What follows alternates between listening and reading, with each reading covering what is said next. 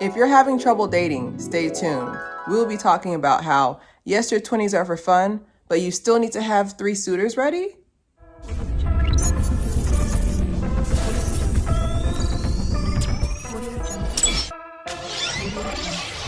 All right, welcome to another episode of Claire here. We are doing our DSM, Disorders of Social Media series. And today's episode, we're talking about musical chair syndrome, MCS. MCS is an occurrence when everyone says they aren't participating in the dating scene, but secretly they are. So my first example is statistically the prime time for dating is about 25 to 32. I know everybody's just like, I found the love of my life at 39. I know, but the average of when everybody gets married and paired off is 32. So it's like a game of musical chairs. Everybody says they're not playing the game, but then when you take off your blindfold, you've been blindfolded because everybody's already paired off. So first things first. So when you date somebody during this time frame, 25 to 32, number one, there's a chance that you can be denying yourself of an opportunity because, okay, well, dang, like I got this really cool job in New Hampshire. I don't know. It's one of them states no one cares about. But I got this really cool job in New Hampshire, but my man is in Florida. So you could be denying yourself of that. Developmental issues. I feel like everybody loves using it. It's like people get like a psych term who aren't degreed and just run with it. So people are just like, the frontal lobe's not done being complete at 25.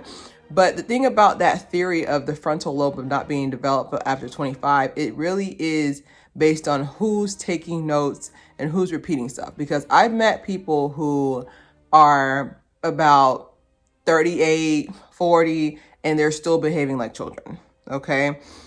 I would say your frontal lobe your frontal lobe finished developing when you're done, if that makes any sense. So let's say you're a person who they never took any notes during any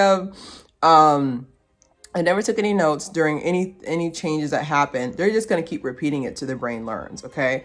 The teacher keeps giving you the test until you pass. Right. So I feel like developmentally wise, 25 to 32, you could still be too young to get married.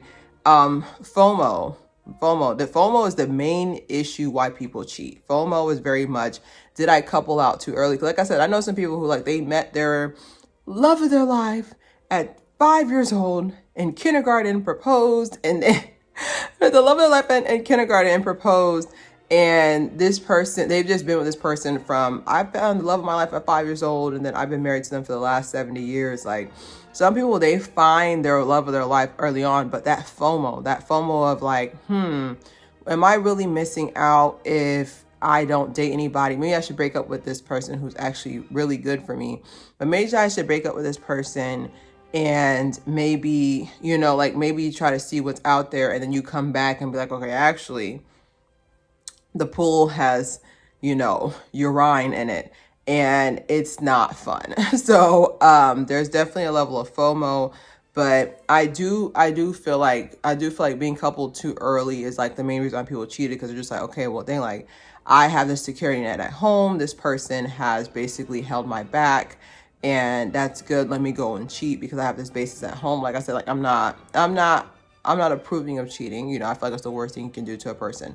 But I'm just saying the reasoning behind it. I would say definitely coupling too early, developmental wise. Like, are you mature enough to be married? Because like I said, like being married, I would assume is just another level of commitment that now there's eyes on you. Okay. So before, you boyfriend, girlfriend, like, it's okay. But once you involve the US government, now it's like, okay, now that the fun part is over. Now it's time to actually be married. And I don't think a lot of people are ready for that. But like I said, like a lot of the times, like when people get married early on, especially before 25, it does not work out. Tendency to have a higher rate of divorce. And then people who get married later in life have a higher rate of staying together. However, there could be the level that they are staying together. This is my theory. They're staying together because they're not going to have the same empathy. Like if you're a divorcee and you're 28, oh my God, she was so young. She didn't know. You're like 45, a divorcee. They're just like, all right, old lady, wrap it up. We don't have no compassion for you because you've aged out of compassion. But that's another video if you want me to go into that. But let's go into 35 and up dating. Now, this one I would say 35 and up dating, like I really feel for people who are older and like wiser. Like I truly feel like your 20s, like you're dumb. I don't know. It's not to say that you don't have any intelligence, that you don't have any experience. Okay, like you're dumb. Like that's the smartest way I can say is that you're dumb. You don't have anything to put reference to. I have on here 35 and dating. You know, the only thing about waiting till you're 35 to seriously start dating and start dating for marriage is the fact that you're gonna be meeting a lot of people with a baggage. Everybody, I know everybody's first thing is, I don't want to date no man with no kid. I don't want to date no girl with no kid. Sorry, but while you were getting your degree, people was doing the horizontal tango, okay? While you're getting your degree. So most people by the age, I want to say by 28, 32, have at least one kid. They have at least one kid, okay? And you got to really understand, is that going to be worth it? You know, like I said, like my favorite thing when it comes to dating, I like to say is that everybody has an asterisk. Okay. So some people's asterisk, they whisper it a little bit. some people's asterisk, like they whisper it. They're just like, yeah. And actually my mama don't like, enunciate. I need for you to say words. Like, I want you to be like, oh yeah, actually my mom doesn't like anybody and she scared most of my suitors away.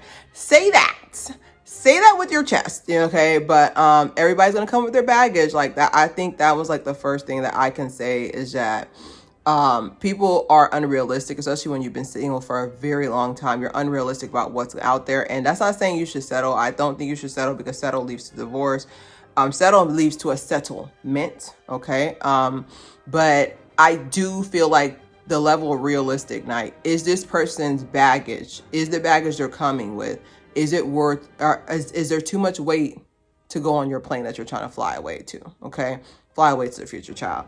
But I have on here secrecy of not discussing kids, and I feel like you guys are secretive about things that shouldn't be secretive. So if you're a person you're dating over 35 and this person likes you, likes how you look, you know, humans, we're just visual creatures by nature, and like how you look, and then they're just like, actually, I have my 2 kids, I don't want to start over. You have to say that on the first date. You don't like waiting, like letting seasons, holidays go by, and you're just like, oh, dang, I really like enjoying this time with them, but I really don't want kids. Let me not say anything. Like, you need to say it with your chest. You need to be able to sit there and say it with your chest. Like I said, it's musical chair.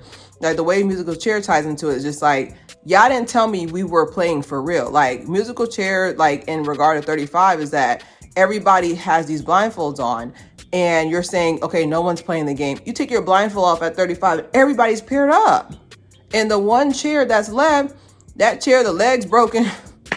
The leg is broken.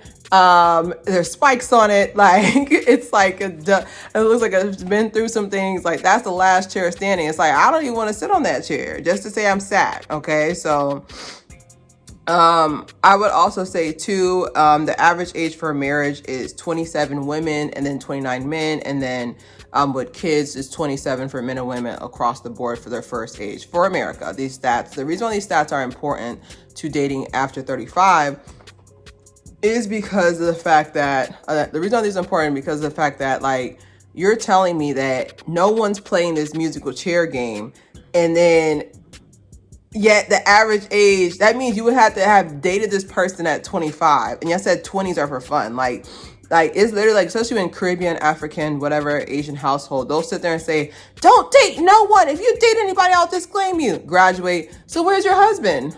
What? Like literally, put the volume down. One of the things that I've never understood is the fact that, like, you want people to basically date in their 20s. Like, it vice versa with, whenever someone says have fun in your 20s, they're the op. They want you to fail, because all my peers who are in the 30s with me, who are successful, they weren't playing in their 20s.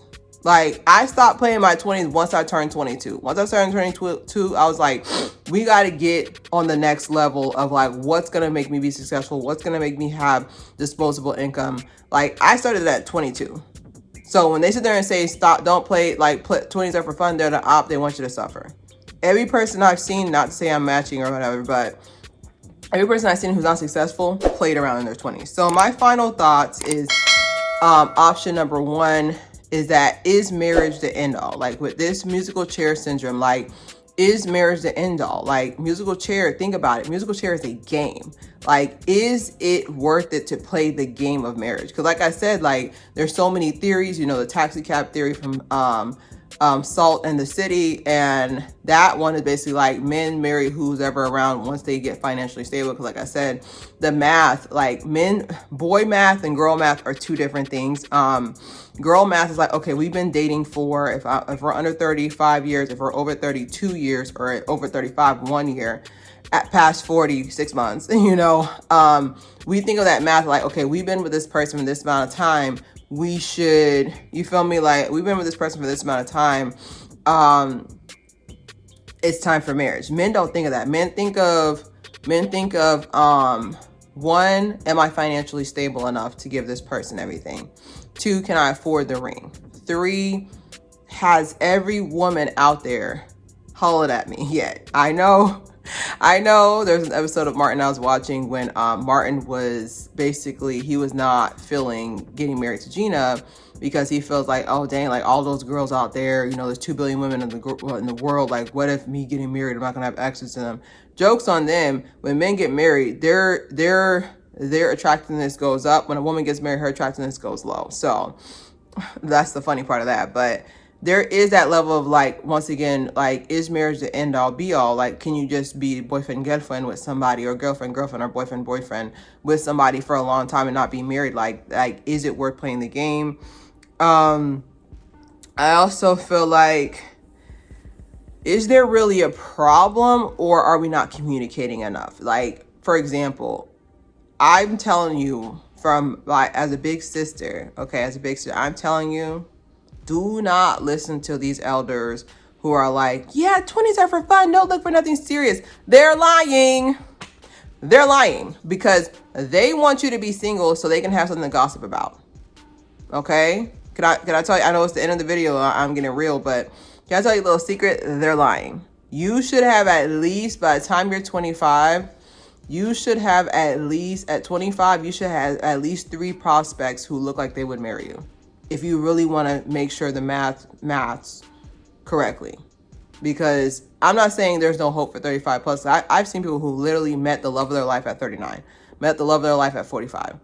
And that's perfectly fine. But I'm just telling you, like, on average, those are the exceptions to the rule. Like, most of the time, like, once you turn about 35, 36, like, this person's going to come with a child, male or female. They're going to come with a child. Like, I truly feel like the main issue here is the secrecy. Why are we lying about this? You guys are lying about the incorrect thing. Like, I know how most celebrities wash their bum, but you guys are not telling the truth about the dating game. The dating game is another game. Like, is it even worth all this? You know, is it even worth dealing with all this? That's the main question. Is like, is it even worth dealing with all this? All these games. So I don't know. If anything you'll take from here, just know, like, especially if you're my 30 and under crowd, by 25, you should have at least 2 or 3 prospects who will look like they're marriage material. Like, you can have fun and, you know, date whoever you want when you're under like 18 to about 23, and then 24, 25, it's time.